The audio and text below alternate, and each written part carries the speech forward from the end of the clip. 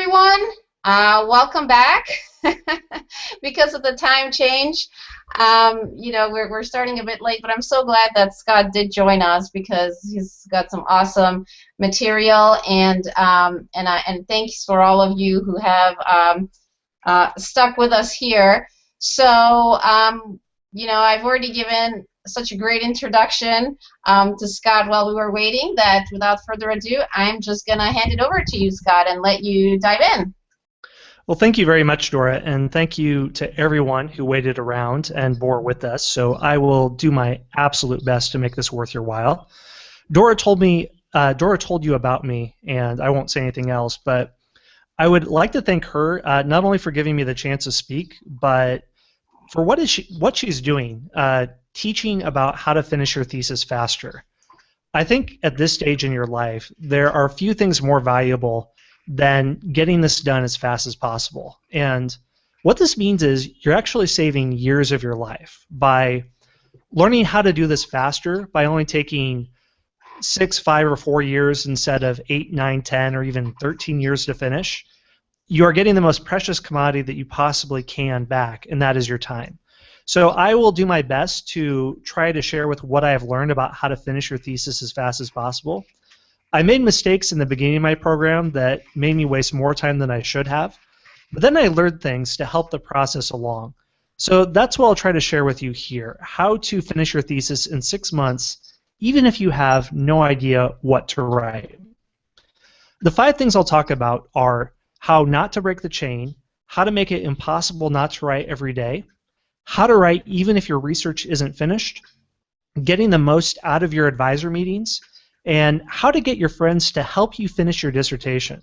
Not just your academic friends, but any of your friends around you that will be rooting for you to cross the finish line. So let me just tell you a couple things about myself to frame this presentation.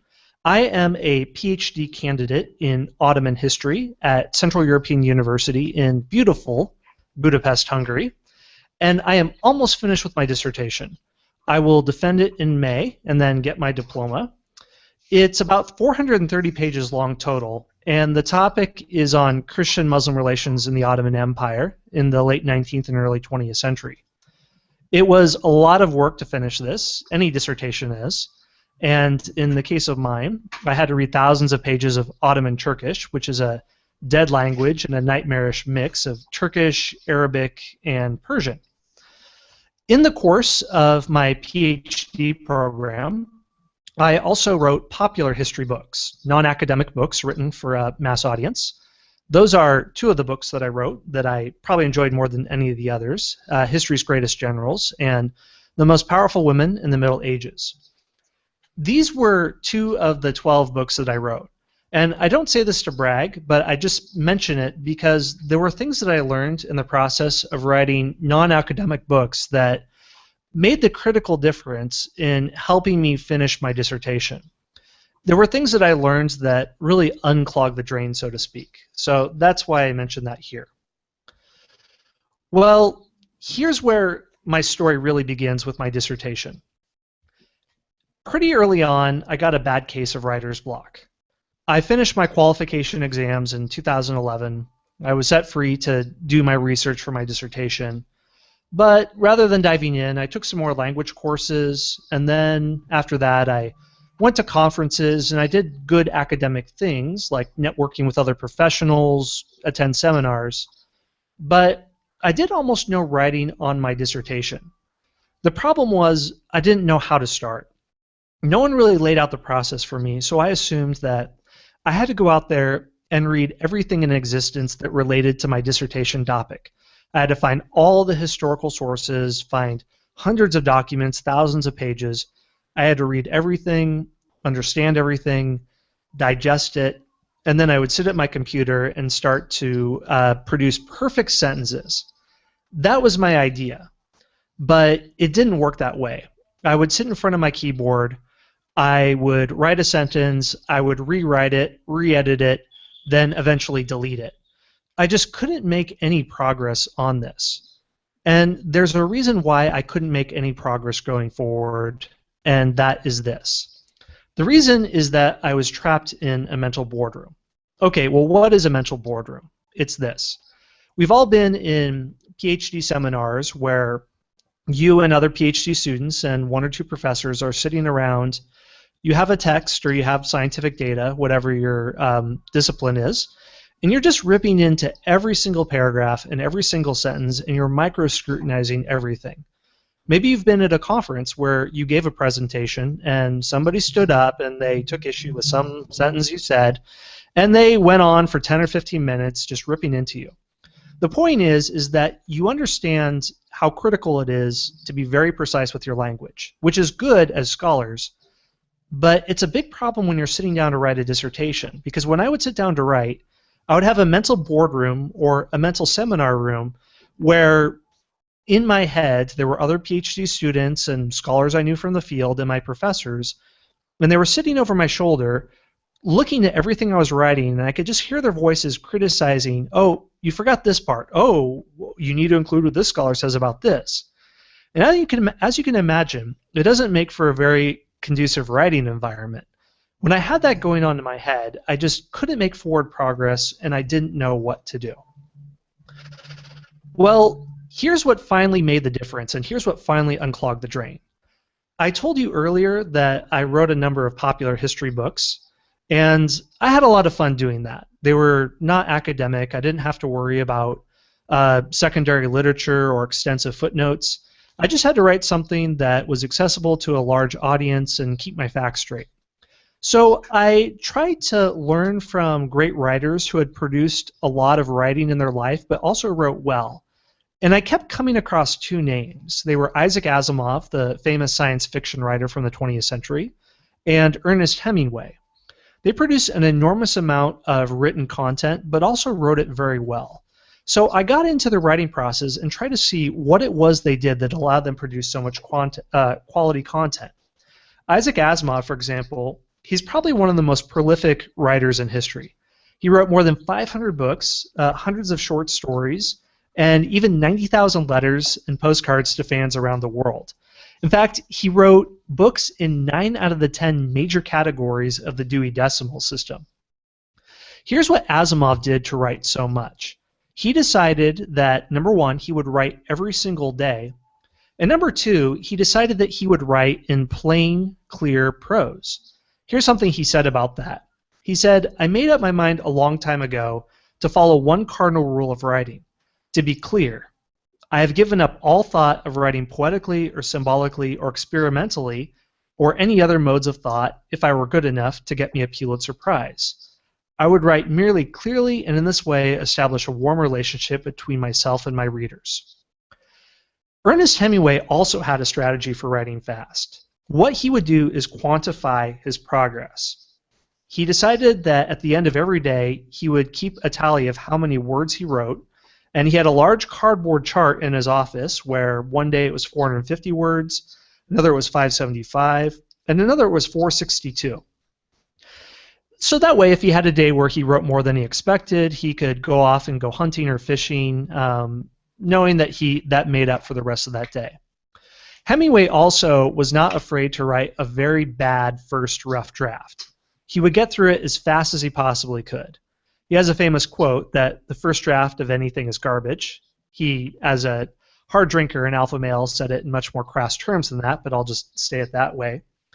And what he would do is he wouldn't stop for anything. He would go quickly without rushing, and he would just fire out a first draft, not worrying about grammar or punctuation or anything else, or even internal consistency. He knew that writing a very bad but quick first rough draft and then going back over and editing it carefully was a much quicker process than straining and sweating over the perfect first draft.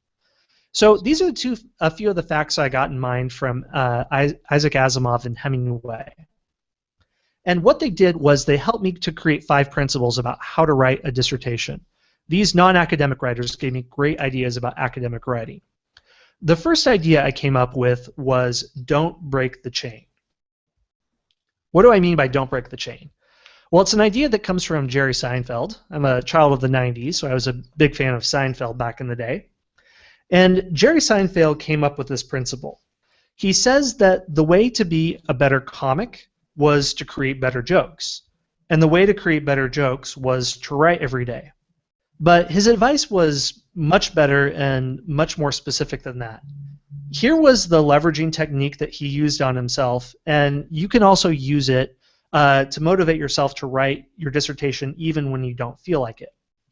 He came up with a unique calendar system that he used to pressure himself to write, and here's how it works. You can see it right there. He said to get a big wall calendar that has a whole year on one page and to hang it on a prominent wall. The next step was to get a big red marker. So he says that for every day that he did his task of coming up with jokes, he would put a big red X over that day. After a few days, then he says you have a chain. If you just keep at it and the chain will grow longer every day, you'll like seeing that chain, especially when you get a few weeks under your belt. And your only job after that is to not break the chain. Well, interesting, you might think to yourself, well, so what? It's arbitrary that you're just putting X's on a page. But you're actually leveraging psychology to your favor. It's something that behavioral psychologists call the theory of loss prevention. Basically, it means that the fear of losing a small thing, even something that doesn't matter, is much greater than the joy of gaining a small thing. So psychologically, the thought of beginning to form a chain and the thought of breaking it will actually motivate you powerfully to write. Let me explain to you how I broke this down practically for me in the craft of writing my thesis. This is the second principle of how to make it impossible not to write every day. Here's what I did. This is a little spreadsheet that I made, and if you take away absolutely nothing else from what I talk about, and you just do this, this will almost guarantee that you can finish your dissertation. This is advice that I gave to a few friends in my program, and they said it was the thing that helped them to finish. As you can see, I have a very simple spreadsheet with about 6 columns, but really only 2 of them matter. I have the date, which chapter I wrote that day, words at the beginning, words at the end, number of words total, and the final column is the one that really matters, total words for the day. You can see it closer there. The date and total words at the day are what matters. I started with the task of writing 500 words a day, whether they were good or bad. Even if it was, I hate my life 100 times over, that's all that I had to do. In the beginning, it took me about 3 or 4 hours to do that. And after a while, after about a week or 2, I really started to get into a groove, and I could finish it much faster, sometimes as little as 2 hours. And on a really good day, it took me less than an hour. Now, that I'm a historian, and I understand that applied mathematics you might have a lower word goal like 50 because you're expressing a lot more information in those words. But the principle holds in whatever your field is, whether it's applied mathematics or history. Choose whatever word goal works for yourself and stick to that. And when I just made that little change of having a daily goal and finishing it every day, I can't tell you the effect that it had on me and how much my mood changed. Before I was doing this, when I was sweating in front of my keyboard and not really writing anything, I was almost on the verge of entering depression because I would work hard, but I wouldn't have anything to show for it at the end of the day. I would feel discouraged, and then my discouragement would make it harder to be productive, and I entered this downward spiral. This, in contrast, I would do it at the beginning of the day, and after I got done, my brain would just dump endorphins in my bloodstream, and I would feel wonderful because I hit my writing goal, and I felt like anything I did the rest of the day was just icing on the cake. Because I did the writing first, I felt like I was free the rest of the day, and no matter what else I did, I was earning bonus points. And 500 words might not be a lot. Some people have a goal of 1,000 words, which maybe I could have done.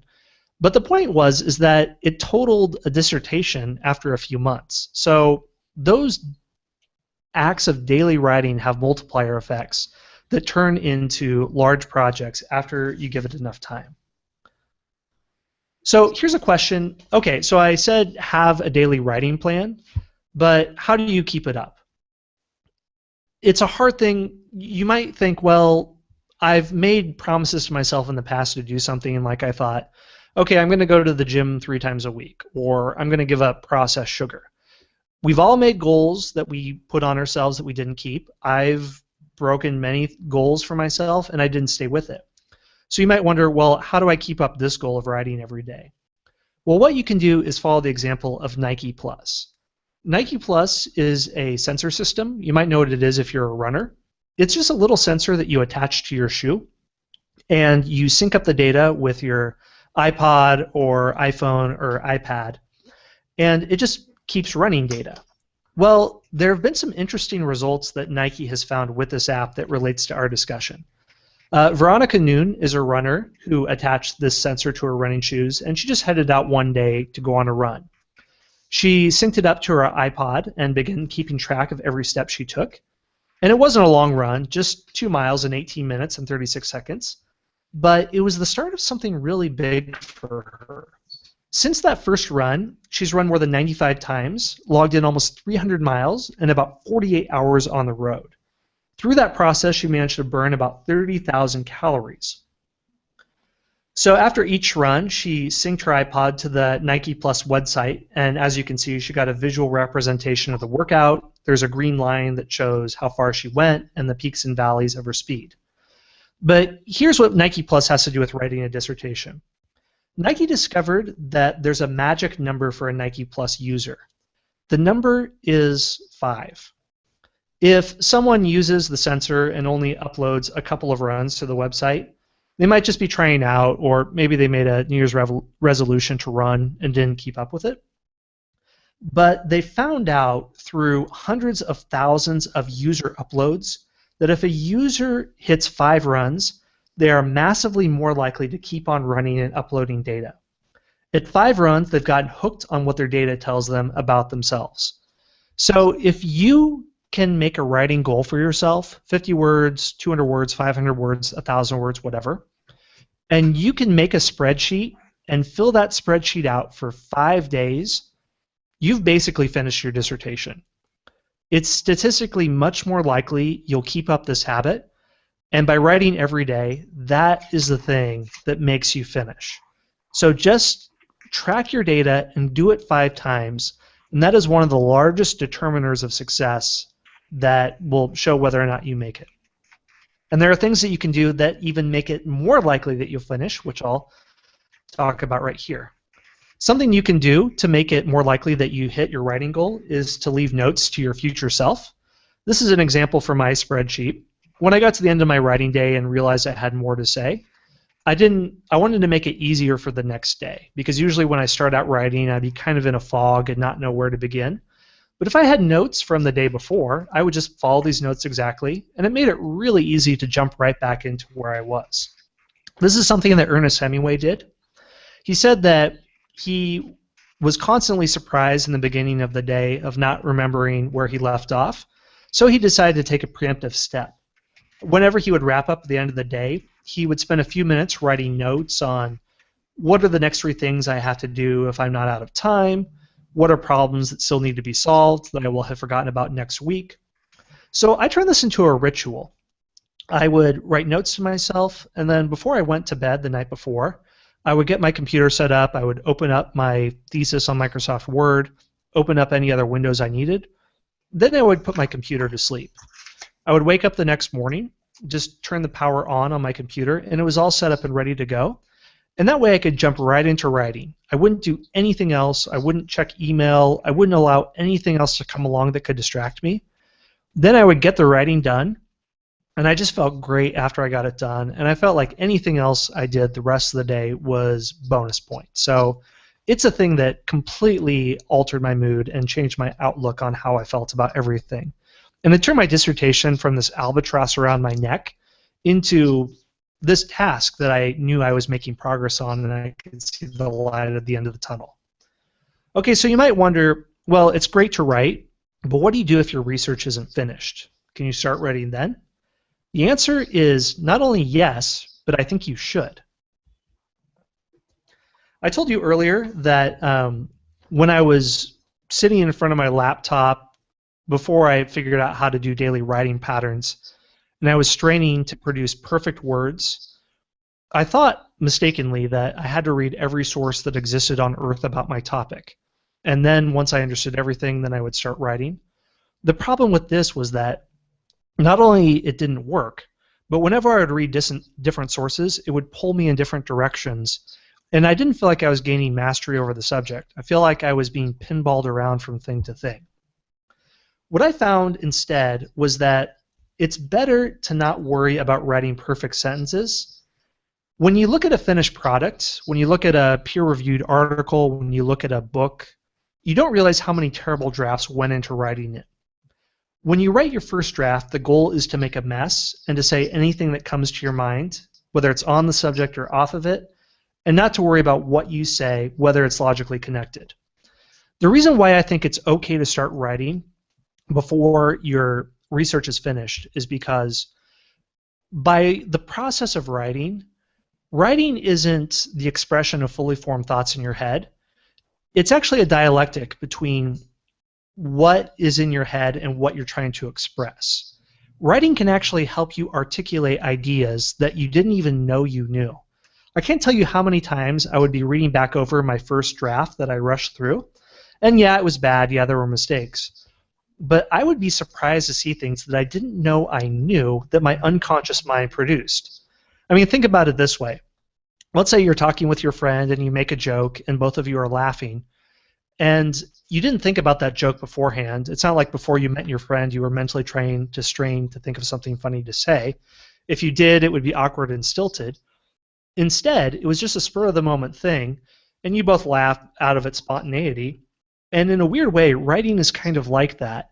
It produces inferences and connections between two things you hadn't considered before, and brings something interesting to the surface. This, to be academic, is called a dialectic. George Hegel is a 19th century philosopher, and he described a dialectic as a threefold process. A thesis giving rise to its reaction, an antithesis, which contradicts or negates the thesis, and the tension between the two is resolved by the means of a synthesis. All that to say that writing isn't the natural outflow of thinking. Writing is a collaborative process with thinking, and the two going back and forth with each other can help you to produce ideas as you're going along.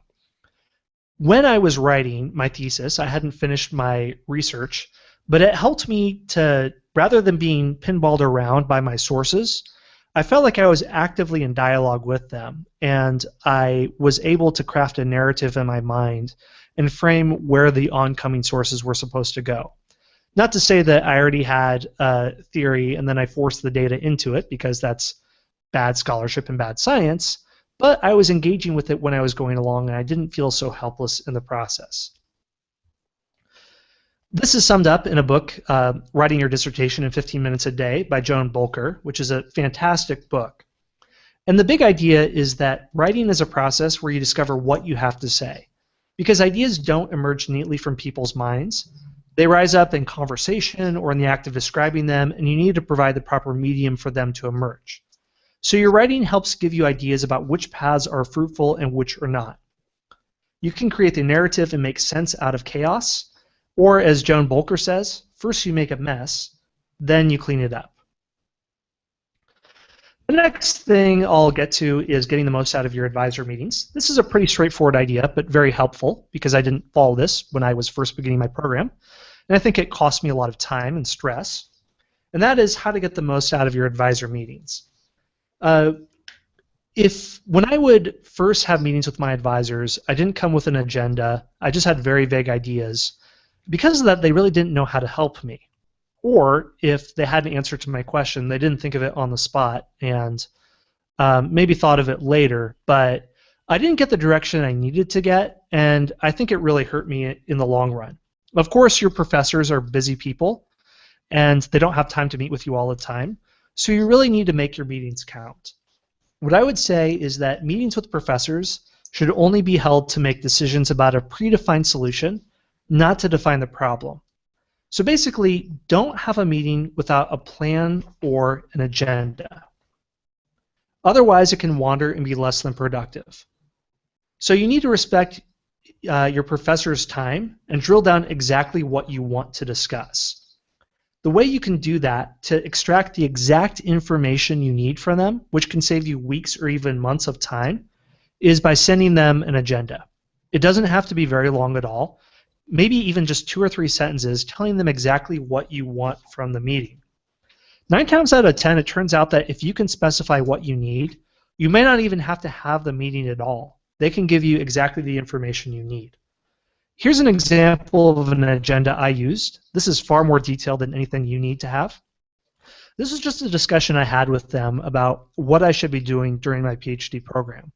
So I broke it down by semester and said, okay, here are some ideas I have. I could go to this or that conference. I could apply to this or that fellowship. Here is when I should go to Istanbul to do my research. And because I had a plan, they were able to give me very focused advice. Also, they were able to think of questions before the meeting, and we were able to zero in on things. But if I just came without an agenda and tried to stumble around to things in the course of talking, I would have walked away not knowing what to do, and I wouldn't have known the right course of action to take. So you can really help yourself out by making a very short, very precise agenda before you meet with your professors. Okay, and then the last thing we'll discuss is, I think one of the most fun parts of this is how to get your friends to help you finish your dissertation. You can get your friends to help you succeed even if they aren't academics. How do you do that? The way you do that is by getting them to punish you. Okay, that sounds really strange, so let me explain. We're going to get in a little bit of behavioral science, which I alluded to at the beginning of this talk, and the understanding of loss prevention, where your brain perceives much more loss by losing a small thing than what it feels like it gains from a small gain. We're not rational creatures as humans, and that's fine. Just understand this irrationality about yourself and use it to your advantage. Basically, according to social psychology, we respond more actively to sticks than carrots. According to a Center for Experimental Social Science at New York University, you would work harder to avoid losing $100 than to earn $100. So let's use this psychological fact to our advantage. Use the fact that a potential loss is greater motivator than potential reward to helping us finish our dissertation. What I mean by this is, let's say you have your 500 word a day writing quota for your dissertation. Don't think about rewarding yourself with, I don't know, a fancy dessert if you finish it that day. Think about how to give yourself a very small punishment if you don't meet it, and think about how to get your friends to hold you accountable. This is where they get involved. So I would say give them access to your data spreadsheet. Maybe make a Google document where you record your daily writing amount and give them access to it so they can see what you're doing. Tell them, okay, if I don't meet a quota for a day, I owe you $5 or $1, or I owe you a drink the next time we go out. Or if you want to take it a step further, you can even give them $100 or even $50 or even $20 and say, okay, there's this student group at our university, and they stand for everything that I oppose and everything that I hate and everything that I'm against. I'm not going to say any names of student groups. I'm sure you can think of one. I don't want to step on anyone's ideological toes. But just imagine some group at your university that is the complete opposite of what you stand for. And tell your friend, if I don't meet my writing quota, here's $50 or here's $20. Give it to that student group. The very thought of that will be a powerful motivator to get you to make sure to meet your writing quota. As you can see on this slide, there's a picture of a book by A.J. Jacobs. He's an editor at Vanity Fair, and he wrote a book called Drop Dead Healthy about his surveying of the health industry in America and his quest of personal fitness. A.J. Jacobs is a secular Jew. I mention that because this relates to a story from his book, which I think is really funny, and it highlights the principle I just explained in probably one of the starkest terms possible. So A.J. Jacobs talked about the difficulty in losing weight, and he couldn't stop snacking on dried mangoes. He said they have the veneer of being healthy, but they're really just orange-colored sugar. During his health project, he tried several times to kick the dried mango habit. Then he listened to a podcast with Thomas Schelling, who's a Nobel Prize-winning economist, and he talks about the concept of egonomics, which is basically the now versus future self, and you can't trust your future self to do the right thing because your future self won't stick with it. So you need to set up punishments to your future self in case you fail. So A.J. Jacobs applied this to his dieting, and he told the following to his wife when she came home. Here's what he said. If I have another dried mango this month, I want you to donate $1,000 of my money to the American Nazi Party. She was shocked by this, and she said, well, that's too far. I mean, why not give it to some shady pharmaceutical company? And he said, no, no, no, no, no. I don't want something that's sort of bad. I want something that will make me sick to my stomach. So his wife filled out the check, and he wrote courtesy of A.J. Jacobs in the memo space. So he writes that this is known as an Odysseus contract because in the Odyssey, the hero demands that his sailors tie him to the mast of the ship so he won't take a dive off the starboard bow when he starts to hear the sirens singing. So don't trust your future self and prepare for their weakness. Well, did the strategy work? Here's what he said. This strategy is one of the most effective I've ever encountered. I haven't eaten a dried mango in 2 weeks. I still open the cabinet and see those slices and get a few drops of Pavlovian saliva. But there is no way I'm going to put one in my mouth. It's like a switch has flipped. I can't even conceive of eating one. The repercussions are too horrible. I'm not going to pay for a bunch of new swastika flags and jacklace boots. It's as if I were dating a woman and discovered she was my long-lost sister. The thought of kissing her repulses. So you don't have to do anything as extreme as that, but you can see the psychological factors at work, and getting those to help you around you will be a powerful incentive to make sure you stick with your writing goals. So those are the 5 topics I wanted to cover. Before I wrap up, I just wanted to mention a couple of things. So these were the things that I did to finish my dissertation. It wasn't a completely smooth process even after I started applying daily writing goals, but it turned my dissertation from something that caused me such dread and anxiety and worry, and it made me clam up every time someone asked me, hey, how's your dissertation going? And it turned it into something that was just a large task that I felt like was manageable because I could break it down in a bunch of small pieces. So I hope this was useful for you, and I hope that it helps you wherever you are in your dissertation research. A couple of things about me. I run a website called The Scholarpreneur. My goal is to help equip academics who maybe they can't get a tenure-track position, or maybe they're PhD students, maybe they're adjuncts, maybe they're postdocs, and they want to find ways to use their knowledge to appeal to a larger number of people than they typically can at a university. I found that academics have information that a lot of people want, and they can help them find that information whether through online publishing in Amazon or online courses on platforms like Udemy or other things. So I run a website called The Scholarpreneur where I blog and podcast about these things, which you can check out if you're interested. All the content is free. So if you want to touch base with me and have any more questions about any of these things, I would be glad to talk with you. You can find me on email, scott@thescholarpreneur.com. My website is, there you see, www.thescholarpreneur.com. Or you can find me on Twitter, @scholar_preneur. Unfortunately, Scholarpreneur was taken, so I had to do what I could. Well, that's all that I have on my presentation. Thank you again for listening. Thank you again for tolerating the technical snafus that we had. And if anyone has any questions, I would be happy to answer them. Well, thank you, Scott, so much for this wonderful presentation. I mean, I think that you summarized it really well. And so what I had while we were waiting was that we had a couple of questions from other people. Some of them are still on the call. Some of them had to leave. But I will pass it on to you, and then you can just answer it to your best ability. I mean, I was really amazed by all of these techniques. So I think people can put them to use right away. But here are a couple of more questions that I know people want answers to. So. Okay. One of the questions that I received was about perfectionism. Like, how do you know when you're ready to let things go? And I know so many people struggle with it.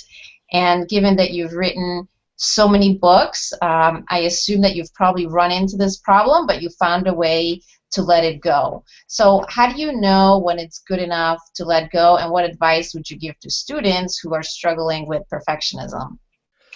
Excellent question. Thank you. perfectionism is hard because for academics, you understand that you have a critical audience and you're also you're mentally equipped to produce fantastic work. And you want to, and that's a good thing. But you have to balance that with getting done in a reasonable amount of time. I know a PhD student who's in, I think, his 13th or 14th year of his program because he's wanting to write this perfect dissertation. Here is what I would say. Now, of course, you want to write the best possible dissertation you can, and that's what I'm dealing with as well. But when you're writing, when I talked about getting through your first draft as fast as you can, that's not what you show to your professors. Here's what I did. I wrote through my first draft as fast as I could. Then I went back and edited it.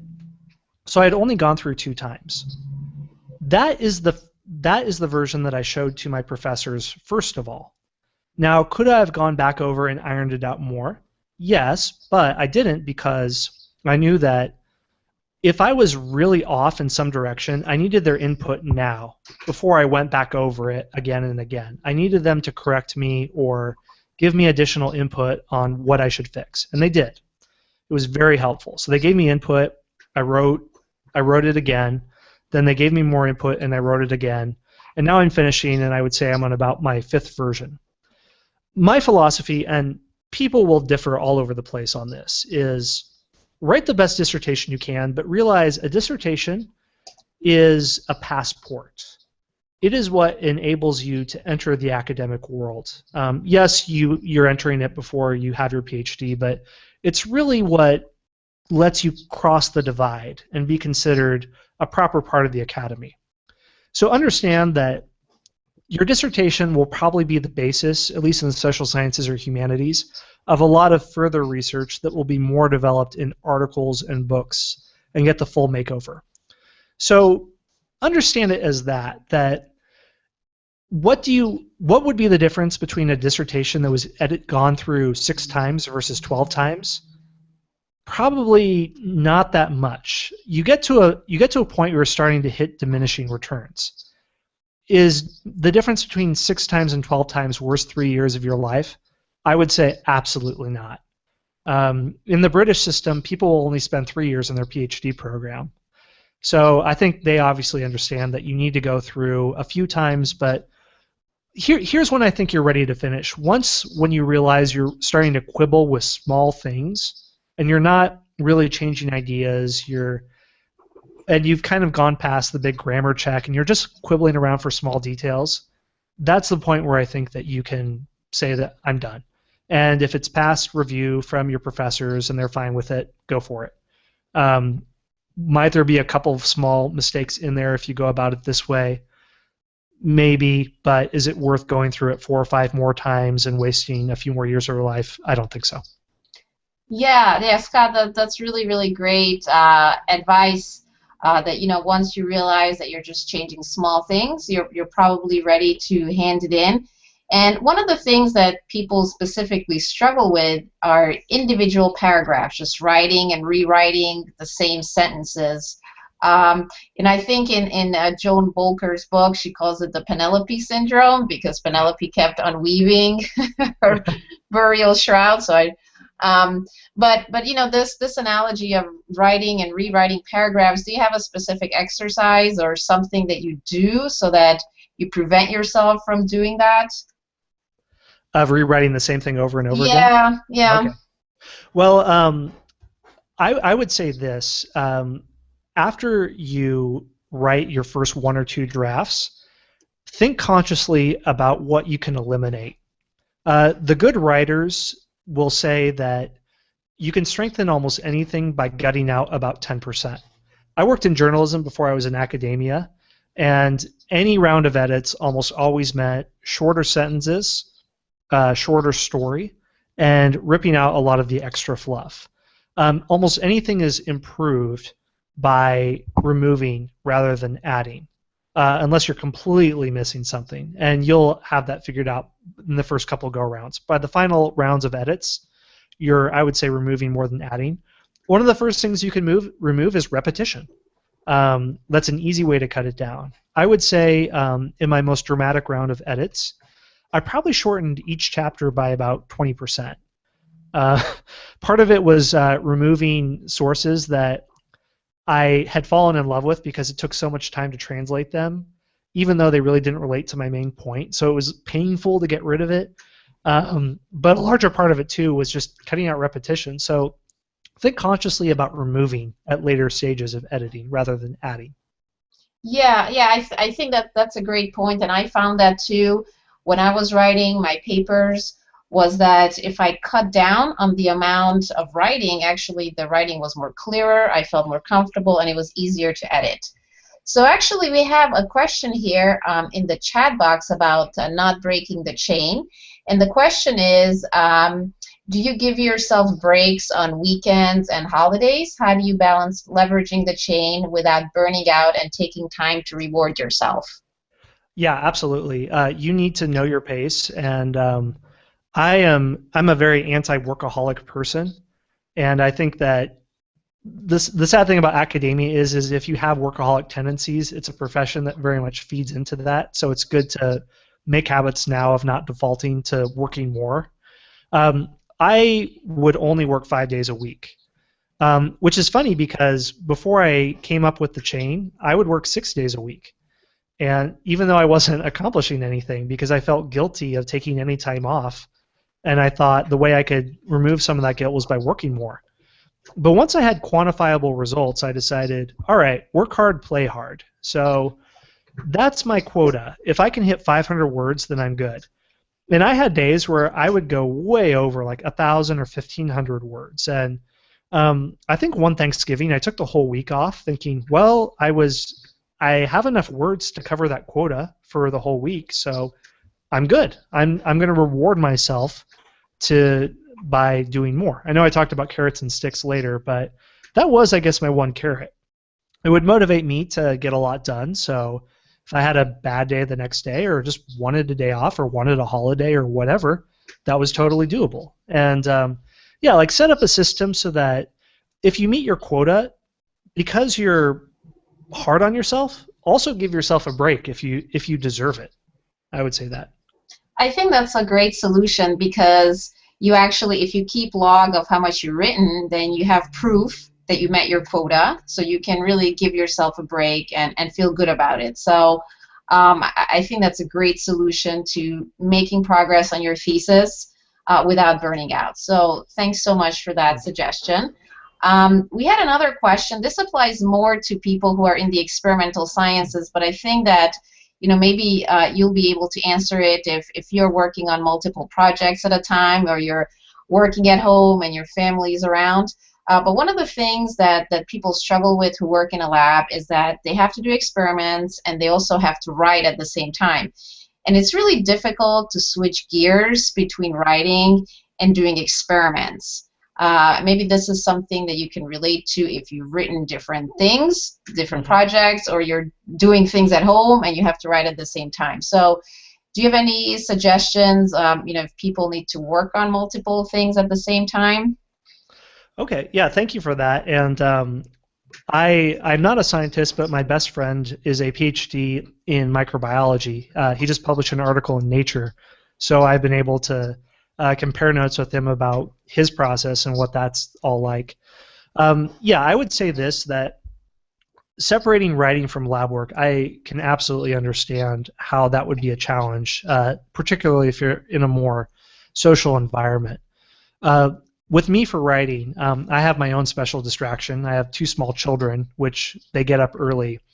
And the way that I dealt with that, I would work at home, and I kind of got into an arms race with them of who could get up earlier. So for a while, I set my alarm for 5 a.m. and decided, okay, I'm going to get up early, I'm going to flip on my computer, and I'm just going to crank out some writing as early as I can go.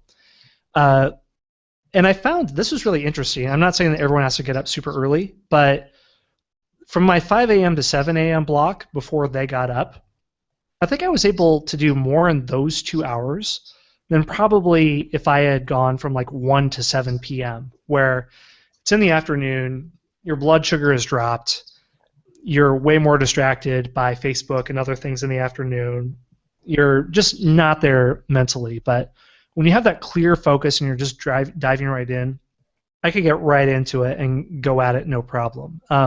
That's what my professors have recommended too. My advisor actually, he gets up early as well, and the first thing he always does is write.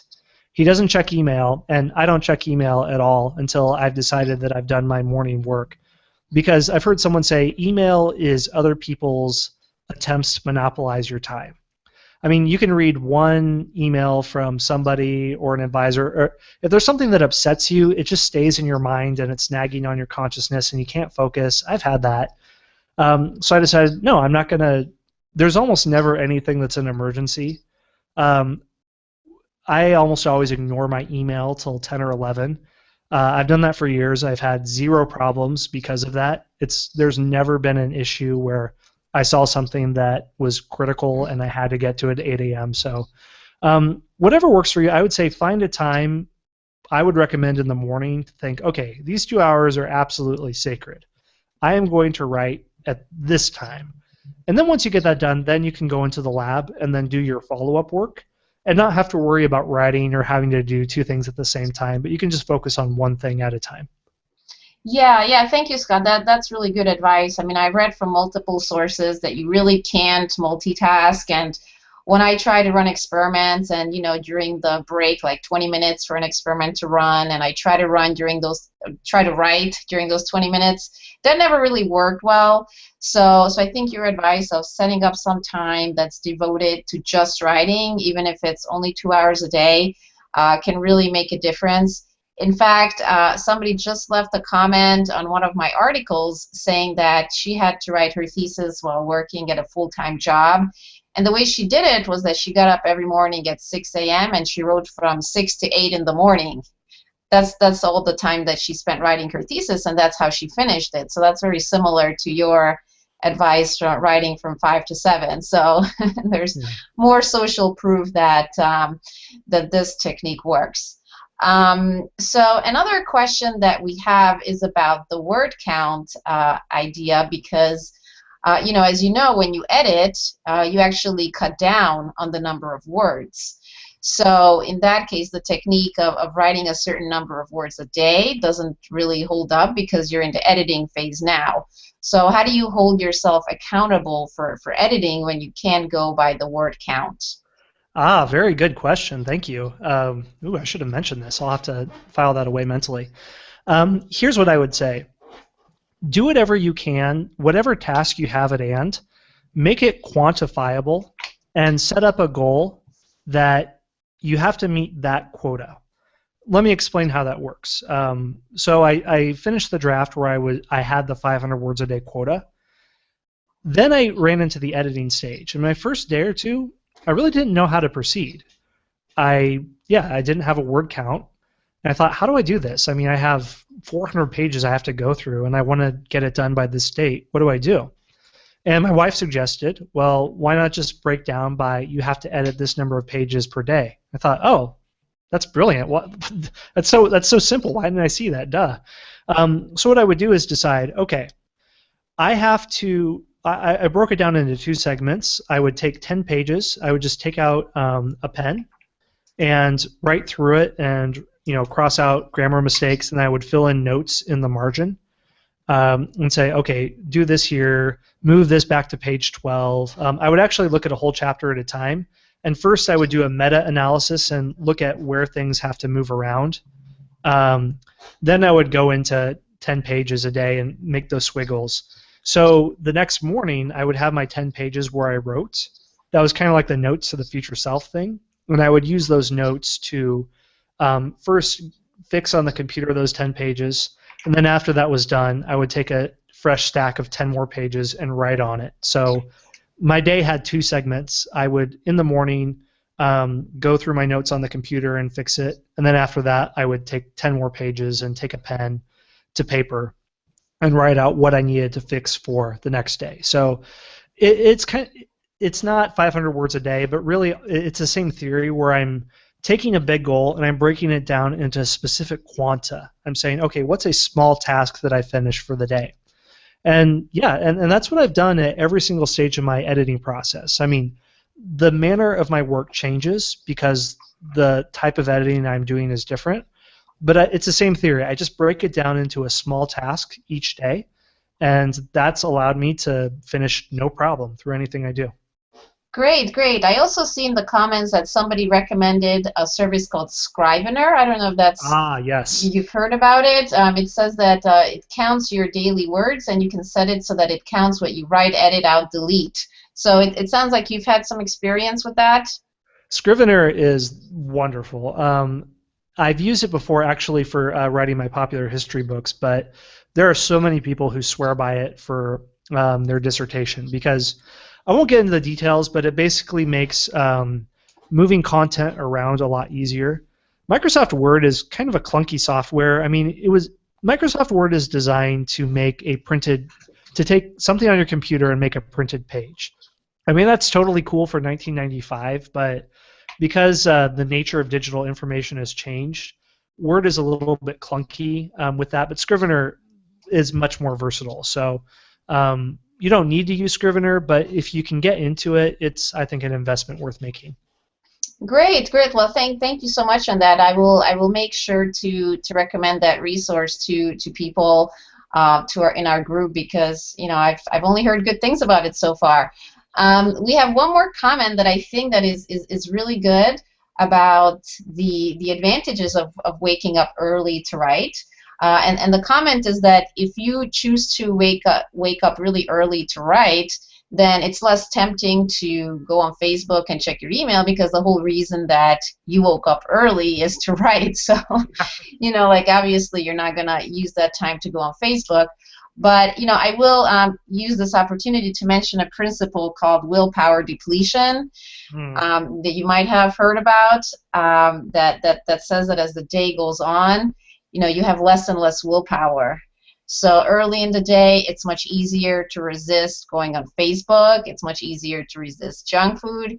But as the day goes on, it becomes harder and harder. You deplete your willpower.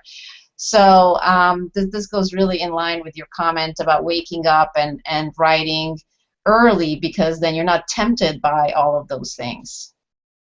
Oh, yeah, you hit the nail on the head. That's how I structure my whole day.